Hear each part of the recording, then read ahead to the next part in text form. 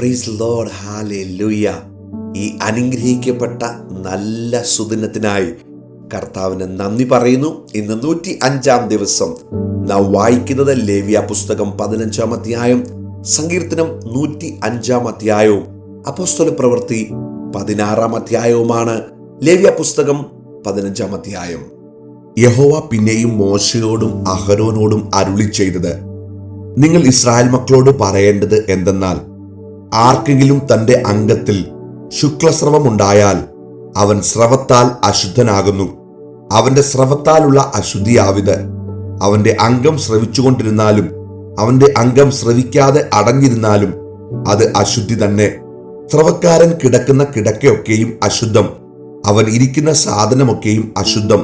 അവന്റെ കിടക്ക തൊടുന്ന മനുഷ്യൻ വസ്ത്രമലക്കി വെള്ളത്തിൽ കുളിക്കുകയും സന്ധ്യ വരെ അശുദ്ധനായിരിക്കുകയും വേണം. സ്രവക്കാരൻ ഇരുന്ന സാധനത്തിന്മേൽ ഇരിക്കുന്നവൻ വസ്ത്രമലക്കി വെള്ളത്തിൽ കുളിക്കുകയും സന്ധ്യ വരെ അശുദ്ധനായിരിക്കുകയും വേണം. സ്രവക്കാരന്റെ ദേഹം തൊടുന്നവൻ വസ്ത്രമലക്കി വെള്ളത്തിൽ കുളിക്കുകയും സന്ധ്യ വരെ അശുദ്ധനായിരിക്കുകയും വേണം. സ്രവക്കാരൻ ശുദ്ധിയുള്ളവന്റെ മേൽ തുപ്പിയാൽ അവന്റെ വസ്ത്രമലക്കി വെള്ളത്തിൽ കുളിക്കുകയും സന്ധ്യ വരെ അശുദ്ധനായിരിക്കുകയും വേണം. സ്രവക്കാരൻ കയറിപ്പോകുന്ന ഏതു വാഹനവും അശുദ്ധമാകും. അവന്റെ കീഴെ ഇരുന്ന ഏതിനെയും തൊടുന്നവനെല്ലാം സന്ധ്യ വരെ അശുദ്ധനായിരിക്കണം. അവയെ വഹിക്കുന്നവൻ വസ്ത്രമലക്കി വെള്ളത്തിൽ കുളിക്കുകയും സന്ധ്യ വരെ അശുദ്ധനായിരിക്കുകയും വേണം. സ്രവക്കാരൻ വെള്ളം കൊണ്ട് കൈ കഴുകാതെ ആരെയെങ്കിലും തൊട്ടാൽ അവൻ വസ്ത്രമലക്കി വെള്ളത്തിൽ കുളിക്കുകയും സന്ധ്യ വരെ അശുദ്ധനായിരിക്കുകയും വേണം. സ്രവക്കാരൻ തൊട്ട മൺപാത്രം ഉടച്ചു കളയണം. മരപ്പാത്രമെല്ലാം വെള്ളം കൊണ്ട് കഴുകണം. സ്രവക്കാരൻ സ്രവം മാറി ശുദ്ധിയുള്ളവനാകുമ്പോൾ ശുദ്ധീകരണത്തിനായി 7 ദിവസം എണ്ണിട്ട് വസ്ത്രമലക്കി ദേഹം ഒഴുക്കുവെള്ളത്തിൽ കഴുകണം. എന്നാൽ അവൻ ശുദ്ധിയുള്ളവനാകും. 8-ാം ദിവസം അവൻ 2 കുറുമ്പ്രാവിനെയോ 2 പ്രാവിൻ കുഞ്ഞിനെയോ എടുത്ത് സമാഗമന കൂടാരത്തിന്റെ വാതിക്കൽ യഹോവയുടെ സന്നിധിയിൽ വന്ന് അവയെ പുരോഹിതന്റെ പക്കൽ കൊടുക്കണം. പുരോഹിതൻ അവയിൽ ഒന്നിനെ പാപയാഗമായിട്ടും മറ്റേതിനെ ഹോമയാഗമായിട്ടും അർപ്പിക്കണം. ഇങ്ങനെ പുരോഹിതൻ അവനു വേണ്ടി യഹോവയുടെ സന്നിധിയിൽ അവന്റെ സ്രവത്തിന് പ്രായശ്ചിത്തം കഴിക്കണം. ഒരുത്തന് ബീജം പോയാൽ അവൻ തന്റെ ദേഹം മുഴുവനും വെള്ളത്തിൽ കഴുകുകയും സന്ധ്യ വരെ അശുദ്ധനായിരിക്കുകയും വേണം. ബീജം വീണ സകല വസ്ത്രവും എല്ലാ തോലും വെള്ളത്തിൽ കഴുകുകയും അത് സന്ധ്യ വരെ അശുദ്ധമായിരിക്കുകയും വേണം. പുരുഷനും സ്ത്രീയും തമ്മിൽ ബീജസ്ഖലനത്തോടു കൂടെ ശയിച്ചാൽ ഇരുവരും വെള്ളത്തിൽ കുളിക്കുകയും സന്ധ്യ വരെ അശുദ്ധരായിരിക്കുകയും വേണം. ഒരു സ്ത്രീക്ക് സ്രവമുണ്ടായി അവളുടെ അംഗസ്രവം രക്തമായിരുന്നാൽ അവൾ 7 ദിവസം അശുദ്ധയായിരിക്കണം. അവളെ തൊടുന്നവനെല്ലാം സന്ധ്യ വരെ അശുദ്ധനായിരിക്കണം. അവളുടെ അശുദ്ധിയിൽ അവൾ ഏതിന്മേലെങ്കിലും കിടന്നാൽ അതൊക്കെയും അശുദ്ധമായിരിക്കണം. അവൾ ഏതിന്മേലെങ്കിലും ഇരുന്നാൽ അതൊക്കെയും അശുദ്ധമായിരിക്കണം. അവളുടെ കിടക്ക തൊടുന്നവനെല്ലാം വസ്ത്രമലക്കി വെള്ളത്തിൽ കുളിക്കുകയും സന്ധ്യ വരെ അശുദ്ധനായിരിക്കുകയും വേണം. അവൾ ഇരുന്ന ഏതൊരു സാധനവും തൊടുന്നവനെല്ലാം വസ്ത്രമലക്കി വെള്ളത്തിൽ കുളിക്കുകയും സന്ധ്യ വരെ അശുദ്ധനായിരിക്കുകയും വേണം. അവളുടെ കിടക്കമേലോ അവൾ ഇരുന്നതിന്മേലോ ഉള്ള ഏതൊന്നെങ്കിലും തൊടുന്നവൻ സന്ധ്യ വരെ അശുദ്ധനായിരിക്കണം. ഒരുത്തൻ അവളോടുകൂടെ ശയിക്കുകയും അവളുടെ അശുദ്ധി അവന്റെ മേൽ ആകുകയും ചെയ്താൽ അവൻ 7 ദിവസം അശുദ്ധനായിരിക്കണം. അവൻ കിടക്കുന്ന കിടക്കയൊക്കെയും അശുദ്ധമാകും. ഒരു സ്ത്രീക്ക് ഋതുകാലത്തല്ലാതെ രക്തസ്രവം ഏറിയ ദിവസം ഉണ്ടാകുകയോ ഋതുകാലം കവിഞ്ഞ് സ്രവിക്കുകയോ ചെയ്താൽ അവളുടെ അശുദ്ധിയുടെ സ്രവകാലമൊക്കെയും ഋതുകാലം പോലെ ഇരിക്കണം. അവൾ അശുദ്ധയായിരിക്കണം. രക്തസ്രവമുള്ള കാലത്തെല്ലാം അവൾ കിടക്കുന്ന കിടക്കയൊക്കെയും ഋതുകാലത്തിലെ കിടക്ക പോലെ ഇരിക്കണം. അവൾ ഇരിക്കുന്ന സാധനമൊക്കെയും ഋതുകാലത്തിലെ അശുദ്ധി പോലെ അശുദ്ധമായിരിക്കണം. അവ തൊടുന്നവനെല്ലാം അശുദ്ധനാകും. അവൻ വസ്ത്രമലക്കി വെള്ളത്തിൽ കുളിക്കുകയും സന്ധ്യ വരെ അശുദ്ധനായിരിക്കുകയും വേണം. രക്തസ്രവം മാറി ശുദ്ധിയുള്ളവളായാൽ അവൾ 7 ദിവസം എണ്ണിക്കൊള്ളണം. അതിന്റെ ശേഷം അവൾ ശുദ്ധിയുള്ളവളാകും. 8-ാം ദിവസം അവൾ 2 കുറുമ്പ്രാവിനെയോ 2 പ്രാവിൻ കുഞ്ഞിനെയോ എടുത്ത് സമാഗമന കൂടാരത്തിന്റെ വാതിക്കൽ പുരോഹിതന്റെ അടുക്കൽ കൊണ്ടുവരണം. പുരോഹിതൻ ഒന്നിനെ പാപയാഗമായിട്ടും മറ്റതിനെ ഹോമയാഗമായിട്ടും അർപ്പിക്കണം.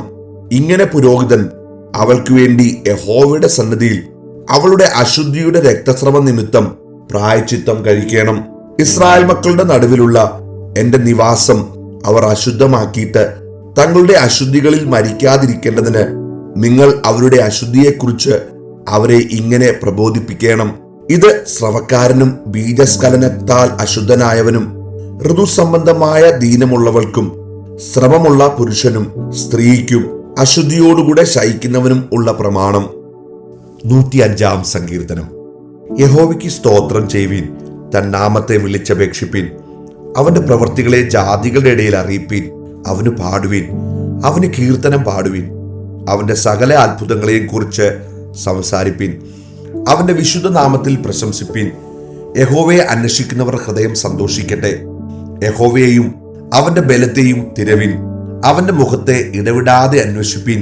അവന്റെ ദാസനായ അബ്രഹാമിന്റെ സന്തതിയും അവൻ തിരഞ്ഞെടുത്ത യാക്കോബിൻ മക്കളുമായുള്ളവരെ, അവൻ ചെയ്ത അത്ഭുതങ്ങളും അവന്റെ അടയാളങ്ങളും അവന്റെ വായുടെ ന്യായവിധികളും ഓർത്തുകൊള്ളുവിൻ. അവൻ നമ്മുടെ ദൈവമായ യഹോവയാകുന്നു. അവന്റെ ന്യായവിധികൾ സർവഭൂമിയിലും ഉണ്ട്. അവൻ തന്റെ നിയമത്തെ എന്നേക്കും, താൻ കൽപ്പിച്ച വചനത്തെ 1000 തലമുറയോളവും ഓർക്കുന്നു. അവൻ അബ്രഹാമിനോട് ചെയ്ത നിയമവും ഇസ്ഹാക്കിനോട് ചെയ്ത സത്യവും തന്നെ. അതിനെ അവൻ യാക്കോബിന് ഒരു ചട്ടമായും ഇസ്രായേലിന് ഒരു നിത്യനിയമമായും നിയമിച്ചു. നിന്റെ അവകാശത്തിന്റെ ഓഹരിയായി ഞാൻ നിനക്ക് കനാൻ ദേശം തരുമെന്ന് അരുളി ചെയ്തു. അവർ അന്ന് എണ്ണത്തിൽ കുറഞ്ഞവരും ആൾ ചുരുങ്ങിയവരും അവിടെ പരദേശികളും ആയിരുന്നു. അവർ ഒരു ജാതിയെ വിട്ടു മറ്റൊരു ജാതിയുടെ അടുക്കിലേക്കും ഒരു രാജ്യത്തെ വിട്ട് മറ്റൊരു ജനത്തിന്റെ അടുക്കിലേക്കും പോകും. അവരെ പീഡിപ്പിപ്പാൻ അവൻ ആരെയും സമ്മതിച്ചില്ല. അവരുടെ നിമിത്തം അവൻ രാജാക്കന്മാരെ ശാസിച്ചു. എന്റെ അഭിഷിക്തന്മാരെ തൊടരുത്, എന്റെ പ്രവാചകന്മാർക്ക് ഒരു ദോഷവും ചെയ്യരുത് എന്ന് പറഞ്ഞു. അവൻ ദേശത്തൊരു ക്ഷാമം വരുത്തി അപ്പം എന്ന കോലിനെ അശേഷം ഒടിച്ചു കളഞ്ഞു. അവർക്ക് മുമ്പായി അവൻ ഒരാളെ അയച്ചു. യോസേഫിനെ അവർ ദാസനായി വിറ്റുവല്ലോ.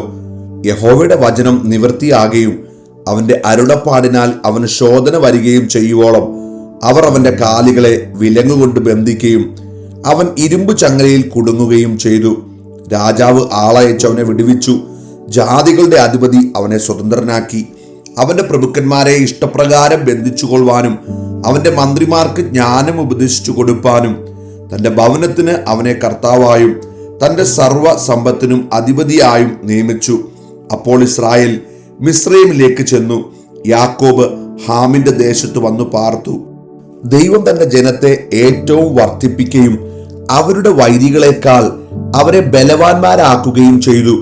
തന്റെ ജനത്തെ പകപ്പാനും തന്റെ ദാസന്മാരോട് ഉപായം പ്രയോഗിപ്പാനും അവൻ അവരുടെ ഹൃദയത്തെ മറിച്ചു കളഞ്ഞു.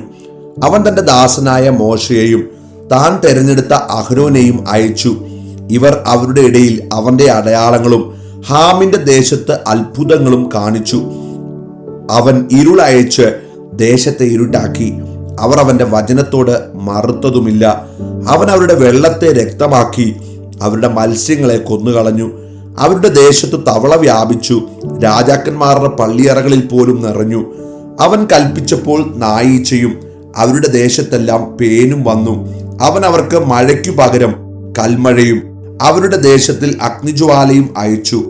അവൻ അവരുടെ മുന്തിരിവള്ളികളും അത്തിവൃക്ഷങ്ങളും തകർത്തു, അവരുടെ ദേശത്തിലെ വൃക്ഷങ്ങളും നശിപ്പിച്ചു. അവൻ കൽപ്പിച്ചപ്പോൾ വെട്ടുക്കിളിയും തുള്ളനും അനവധിയായി വന്നു.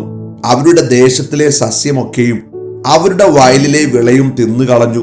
അവൻ അവരുടെ ദേശത്തിലെ എല്ലാ കടിഞ്ഞൂലിനെയും അവരുടെ സർവ്വവീര്യത്തിൻ ആദ്യ ബലത്തെയും സംഹരിച്ചു. അവൻ അവരെ വെള്ളിയോടും പൊന്നിനോടും കൂടെ പുറപ്പെടുവിച്ചു. അവരുടെ ഗോത്രങ്ങളിൽ ഒരു ബലഹീനനും ഉണ്ടായിരുന്നില്ല. അവർ പുറപ്പെട്ടപ്പോൾ മിസ്രയീം സന്തോഷിച്ചു. അവരെയുള്ള പേടി അവരുടെ മേൽ വീണിരിക്കുന്നു. അവൻ തണലിനായി ഒരു മേഘം വിരിച്ചു, രാത്രിയിൽ വെളിച്ചത്തിനായി തീ നിർത്തി. അവർ ചോദിച്ചപ്പോൾ അവൻ കാടകളെ കൊടുത്തു.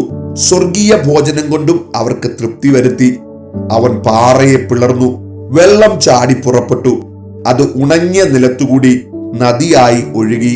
അവൻ തന്റെ വിശുദ്ധ വചനത്തെയും തന്റെ ദാസനായ അബ്രഹാമിനെയും ഓർത്തു. അവൻ തന്റെ ജനത്തെ സന്തോഷത്തോടും താൻ തെരഞ്ഞെടുത്തവരെ ഘോഷത്തോടും കൂടെ പുറപ്പെടുവിച്ചു. അവർ തന്റെ ചട്ടങ്ങളെ പ്രമാണിക്കുകയും തന്റെ ന്യായപ്രമാണങ്ങളെ ആചരിക്കുകയും ചെയ്യേണ്ടതിന് അവൻ ജാതികളുടെ ദേശങ്ങളെ അവർക്ക് കൊടുത്തു. അവർ വംശങ്ങളുടെ അധ്വാന ഫലം കൈവശമാക്കുകയും ചെയ്തു. യഹോവയെ സ്തുതിപ്പീൻ. അപ്പോസ്തലപ്രവൃത്തി 16-ാം അധ്യായം. അവൻ ദർബയിലും ലുസ്ത്രയിലും ചെന്ന് അവിടെ വിശ്വാസമുള്ള ഒരു യഹൂദ സ്ത്രീയുടെ മകനായി തിമത്തിയോസ് എന്നു പേരുള്ള ഒരു ശിഷ്യനുണ്ടായിരുന്നു. അവന്റെ അപ്പൻ യവനനായിരുന്നു. അവൻ ലുസ്ത്രയിലും ഇക്കോനിയിലുമുള്ള സഹോദരന്മാരാൽ നല്ല സാക്ഷ്യം കൊണ്ടവനായിരുന്നു. അവൻ തന്നോടുകൂടെ പോരണമെന്ന് പൗലോസ് ഇച്ഛിച്ചു.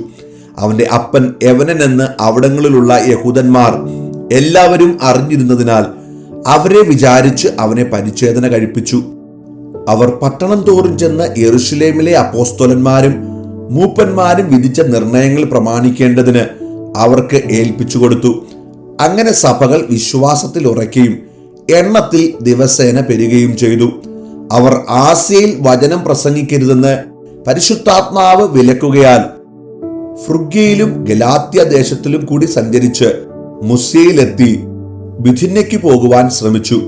യേശുവിന്റെ ആത്മാവോ അവരെ സമ്മതിച്ചില്ല. അവർ മുസ്യ കടന്ന് ത്രോവാസിലെത്തി. അവിടെ വെച്ച് പൗലോസ് രാത്രിയിൽ മക്കദോന്യക്കാരനായ ഒരു പുരുഷൻ അരികെ നിന്ന്, നീ മക്കദോന്യയ്ക്ക് കടന്നുവന്ന് ഞങ്ങളെ സഹായിക്ക എന്ന് തന്നോട് അപേക്ഷിക്കുന്നതായി ഒരു ദർശനം കണ്ടു. ഈ ദർശനം കണ്ടിട്ട് അവരോട് സുവിശേഷം അറിയിപ്പാൻ ദൈവം ഞങ്ങളെ വിളിച്ചിരിക്കുന്നു എന്ന് നിശ്ചയിച്ചു. ഞങ്ങൾ ഉടനെ മക്കദോന്യയ്ക്ക് പുറപ്പെടുവാൻ ശ്രമിച്ചു. അങ്ങനെ ഞങ്ങൾ ത്രോവാസിൽ നിന്ന് കപ്പൽ നീക്കി നേരെ സമോത്രക്കയിലേക്കും പിറ്റേന്നാൾ നവപുലിക്കും അവിടെ നിന്ന് ഫിലിപ്പയിലേക്കും ചെന്നു. ഇത് മക്കദോന്യയുടെ ആ ഭാഗത്തെ ഒരു പ്രധാന പട്ടണവും റോമക്കാർ കുടിയേറിപ്പാർത്തതുമാകുന്നു.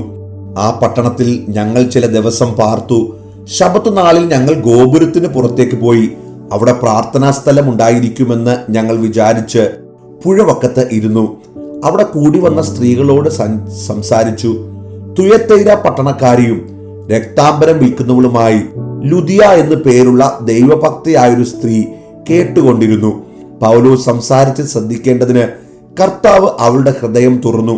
അവളും കുടുംബവും സ്നാനമേറ്റ ശേഷം, നിങ്ങൾ എന്നെ കർത്താവിൽ വിശ്വസ്ത എന്ന് എണ്ണിയിരിക്കുന്നുവെങ്കിൽ എന്റെ വീട്ടിൽ വന്ന് പാർപ്പിനെന്ന് അപേക്ഷിച്ച് ഞങ്ങളെ നിർബന്ധിച്ചു. ഞങ്ങൾ പ്രാർത്ഥനാ സ്ഥലത്തേക്ക് ചെല്ലുമ്പോൾ വെളിച്ചപ്പാടത്തിയായി ലക്ഷണം പറഞ്ഞ് യജമാനന്മാർക്ക് വളരെ ലാഭം വരുത്തുന്ന ഒരു ബാല്യക്കാരത്തി ഞങ്ങളെ എതിരേറ്റു. അവൾ പൗലോസിന്റെയും ഞങ്ങളുടെയും പിന്നാലെ വന്നു.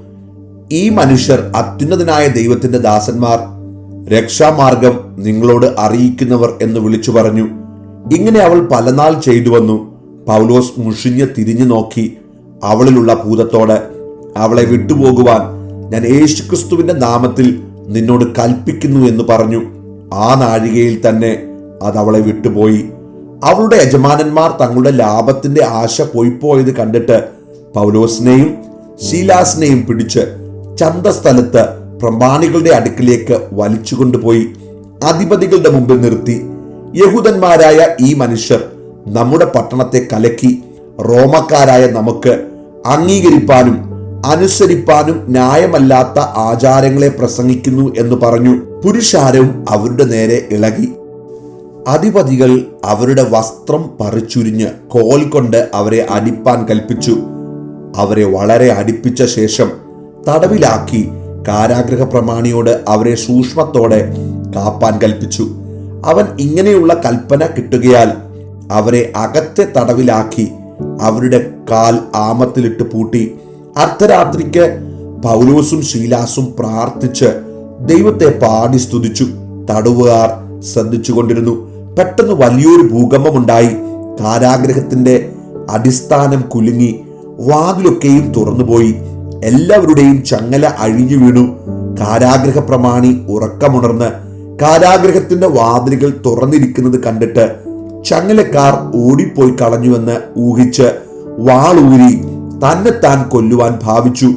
അപ്പോൾ പൗലോസ്, നിനക്കൊരു ദോഷവും ചെയ്യരുത്, ഞങ്ങൾ എല്ലാവരും ഇവിടെ ഉണ്ടല്ലോ എന്ന് ഉറക്കെ വിളിച്ചു പറഞ്ഞു. അവൻ വെളിച്ചം ചോദിച്ച് അകത്തേക്ക് ചാടി വിറച്ചും കൊണ്ട് പൗലോസിന്റെയും ശീലാസിന്റെയും മുമ്പിൽ വീണു.